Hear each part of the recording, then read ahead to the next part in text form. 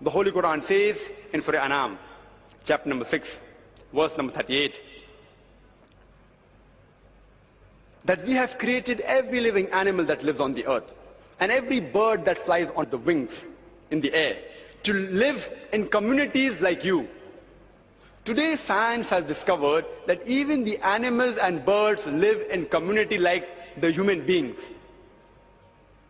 The Quran describes the flight of the bird in Surah Nahl, chapter 16, verse number 79. That do you not look at the bird subjected in the midst in the air? None of them can hold them up except with the power of Allah subhanahu wa ta'ala. The Quran repeats in Surah Mulk, chapter 67, verse number 19. Do you not observe the birds above you? They spread their wings and they fold it. None can hold them up except with the power of Allah subhanahu wa ta'ala. And He watches over all things. This verse of the Holy Quran, there is a very striking resemblance with what modern science has discovered today, that the birds have got a certain migratory programming in the nervous system. That's the reason that young birds, without any prior experience, can take flights of thousands of miles without a guide. And they come back to the departure point also. And a very good example is given by Professor Hamburger in his book, Power and Fragility of the Mutton Bird. The mutton bird lives in the Pacific. It has a journey of more than 15,000 miles, and it takes about 6 months. And it comes back to the departure point in a delay of not more than 1 week. How is it possible? The scientists say there has to be a certain programming of these birds. Who is programming them? But natural, as the Holy Quran says, Allah subhanahu wa ta'ala holds them up. The Arabic word amsaka, meaning to seize or to hold. The Quran says in Surah Nahl, chapter 16, verse number 68 and 69, that it is the Lord who has taught the bees to build cells in hills, in trees, and human habitations, and to eat of what the earth produces, and to find the spacious path of the Lord with great skill. What does the Quran mean by Allah subhanahu wa ta'ala has taught the bee to find the spacious path of the Lord? Von Frisch, who was a scientist, he got the Nobel Prize in 1973 when he described the behavior of the animals, especially the communication method of the bee. And today we have come to know that whenever a worker bee finds a new flower or a new garden from where it can take nectar, it goes and tells its fellow bees the exact direction and map of that new flower or garden. It's called as the bee dance. Only today we have come to know by high photographic methods how is this communication given. The gender used in the Holy Quran in these verses of Surah Nahl chapter 16, verse 68 and 69 is a female gender, kulli or fasluki, which means a female bee. Previously we thought it was the male bee which was the worker bee.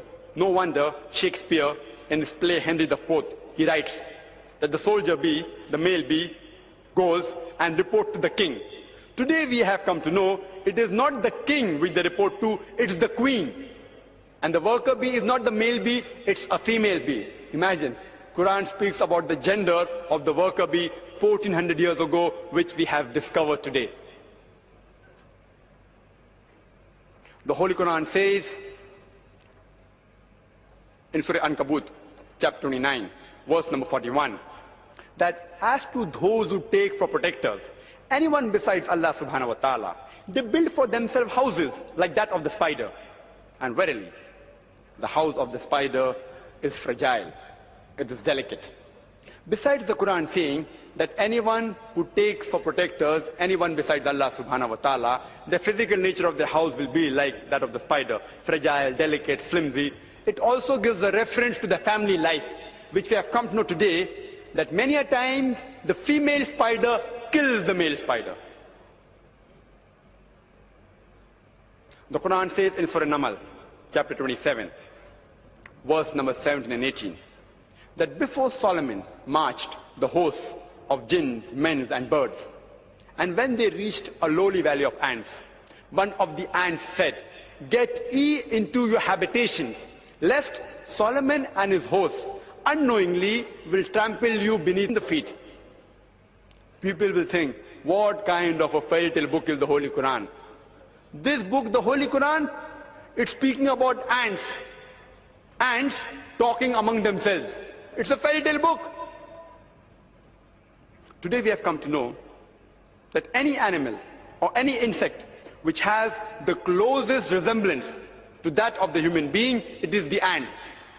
The ant bury the dead the same way as the human beings do. They have a sophisticated method and division of labor, where they have manager, supervisor, workers, etc. They very often meet to chat.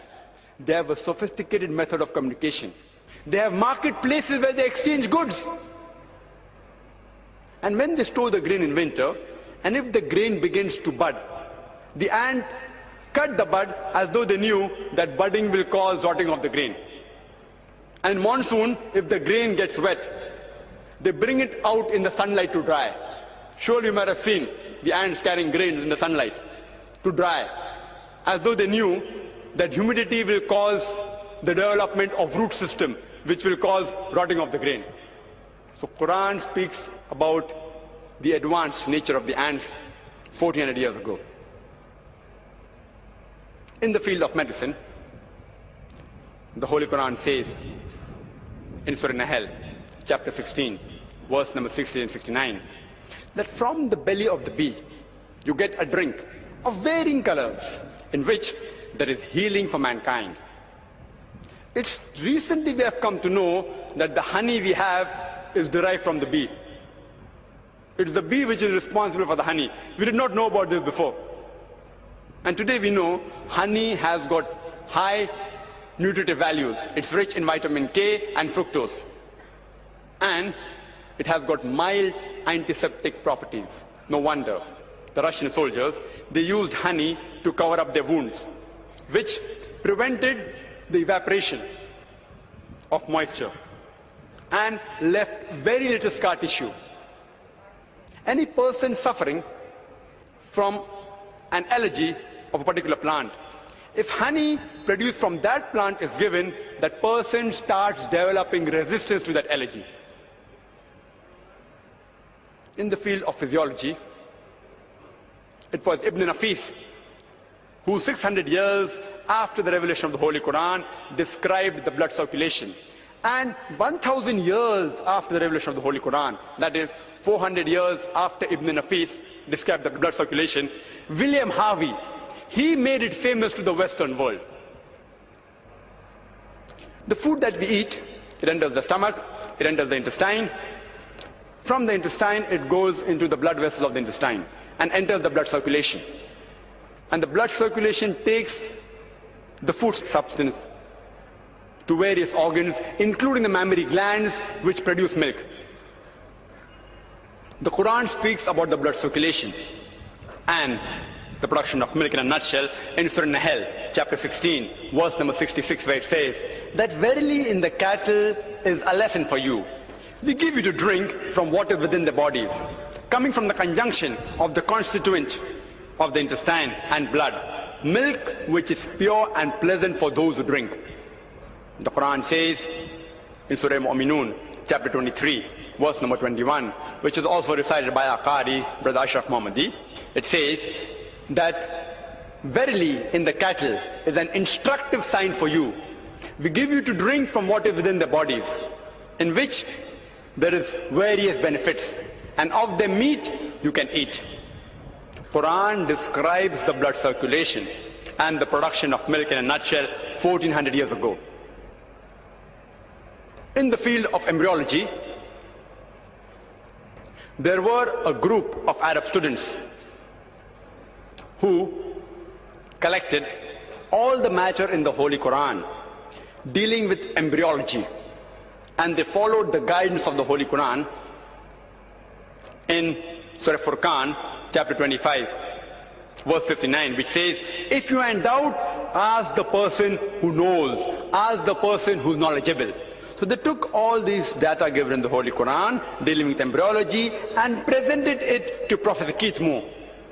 Professor Keith Moore is the head and chairman of the Department of Anatomy in the University of Toronto in Canada, and is one of the leading authorities in the world in the field of embryology. When Professor Keith Moore went through the translation of the various verses of the Quran dealing with embryology, he said that most of the thing which the Quran speaks about embryology is matching with the latest discoveries made in the field of embryology. But there are a couple of things which I cannot say that they are right. Neither can I say that they are wrong, because I myself do not know about it.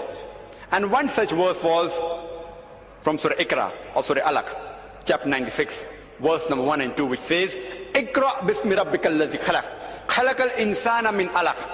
Read, recite, or proclaim in the name of thy Lord who created the human beings from something which clings, a leech-like substance. So Professor Keith Moore said, I do not know whether the embryo looks like a leech or not. So he went in his laboratory and under a very powerful microscope examined the shape of the early stage of embryo and compared it with a photograph of a leech. And he was astonished at the striking resemblance. And when he was asked about 80 questions on embryology, taken from the Holy Quran and Hadith, he said that if you would have asked me all these things 30 years ago, I would not be able to answer more than 50% of this. Because embryology, the development of embryology, is just recently, hardly 30 to 50 years, it's advanced. And Professor Keith Moore, he has written a book, The Developing Human. And in his new edition, the third edition, he has incorporated the new things which he found from the Quran and the Hadith, for which he got an award for the best medical book written in that year by any single author. And later on, this book was translated into several languages of the world.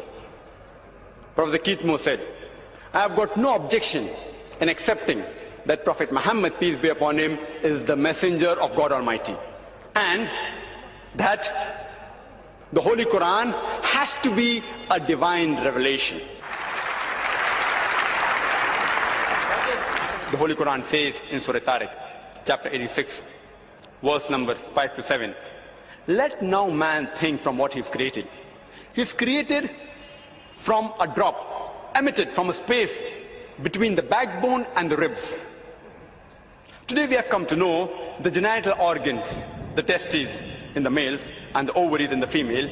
In the embryonic age, they develop from a space where the kidney is present today, between the backbone and the 11th and 12th rib. Later on, the testes, they descend through the inguinal colon into the scrotum, and the ovaries in the female to the true pelvis.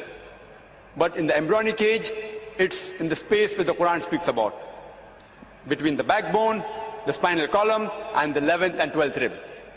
Even in the adult life, after the genital organs they descend, yet they receive the blood supply, the nerve supply, and the lymphatic drainage from the same space between the spinal column and the 11th and 12th rib. The Holy Quran mentions in Surah Mu'minun, chapter 23, verse number 13, as well as in Surah Al-Hajj, chapter 22, verse number 5, that we have created the human beings from a nutfah. The Arabic word nutfah, that the human beings have been created from nutfah, is mentioned in the Quran no less than 11 times. And the word nutfah is mentioned 12 times. But human beings created from nutfah is mentioned 11 times. The Arabic word nutfah means a minute quantity of liquid. The Holy Quran says in Surah Sajda, chapter 32, verse number 8, that we have created the human beings from a quintessence of liquid. The Arabic word is sulala, meaning a minute quantity